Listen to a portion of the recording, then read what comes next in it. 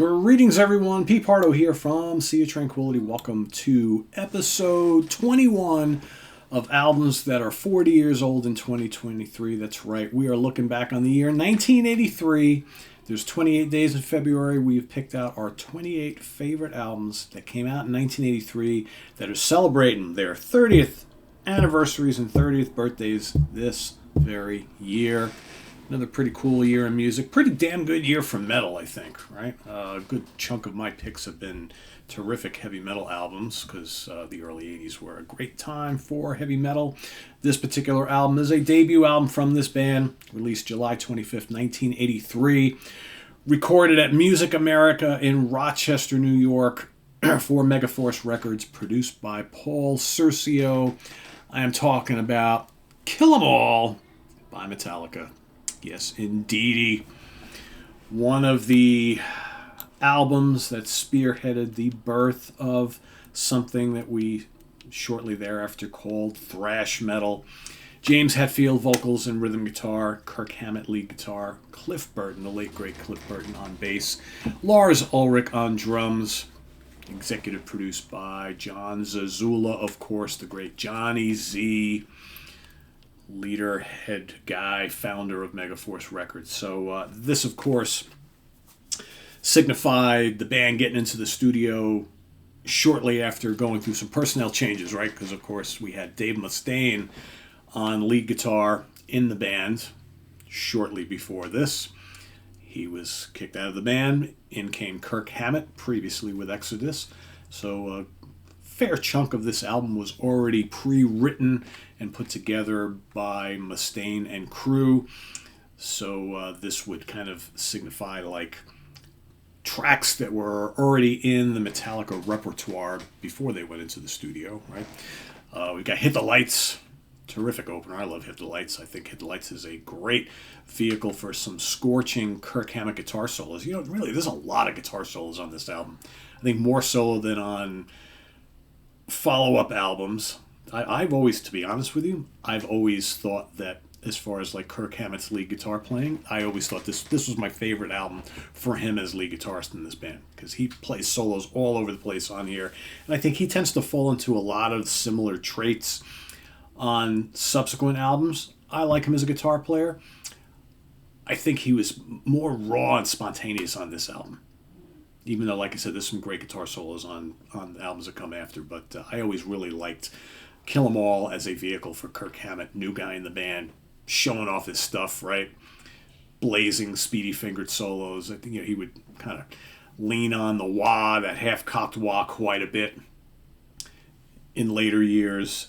I think some of the solos were tended to be a little formulaic, but here they're really kind of just all over the place and exciting and just never really know what to expect. So I always kind of like his guitar playing on this album. But yeah, this is Fast and Furious Metallica before they would start to get epic and more riffy and things. I mean, there's great riffs on this album too as well. The Four Horsemen, right? There you have a great one right there. You got Motor Breath. You got the great Jump in the Fire, one of my favorite songs on the album.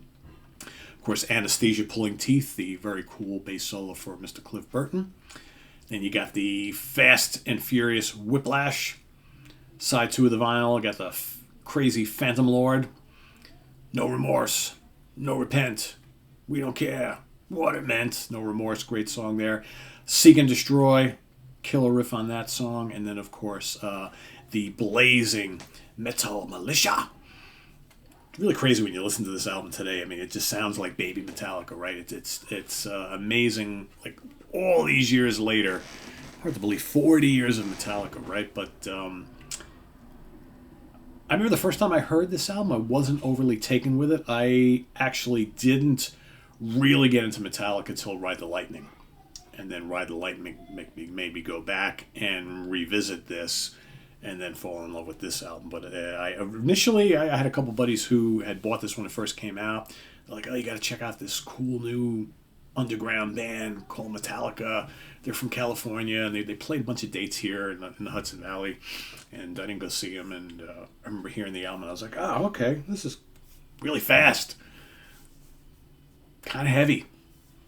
Vocals are really different. Kind of like really gruff and just...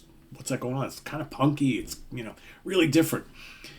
And then I heard Ride the Lightning, and I was like, okay, I really dig this. I guess I should go back and listen to that debut album again. And I did, and fell in love with it. But yeah, this is, this is a classic debut album. I think the next two best it, but there is a certain quality and charm about Kill 'Em All that I will always really dig. I love the rawness of it and the ferocity of it. I think it's just a very, very cool album. So, that's my pick for today, day 21. Let us know what you think of Kill 'Em All in the comments below. I just realized I'm wearing my lighter glasses here, which are my non-computer glasses. This is my day-to-day glasses. So I look up, I'm like, what looks different? What looks different? Yeah, there you go. That's what looks different, Pete. That's how I normally look on YouTube, right? With the darker rim glasses. These are my computer glasses. Anyway, I digress. It doesn't really matter what glasses I'm wearing. Let us know what you think of Kill 'Em All in the comments below, as well as your pick for day 21. And we'll see you tomorrow with another album that is 40 years old in 2023. And don't forget, tonight is In the Prog Seat, our 100th episode of In the Prog Seat, the sequel to the most watched episode of In the Prog Seat of all time. Prog albums we can't stand. That's coming up tonight, so stay tuned for that. 8 o'clock Eastern Standard Time here on the Mighty C. Till then, visit us on the web at www.seatranquility.org. We're on Facebook, we're on YouTube, all together, all the damn time. Please subscribe if you haven't already, and click on that notification bell so you get alert of all of our content as a post. And please do hit the like button before you leave, and we'll see you tomorrow morning with another album that is 40 years old in 2023. Till then, I am Pete Pardo. Have a good one, everybody. See you soon. Bye-bye.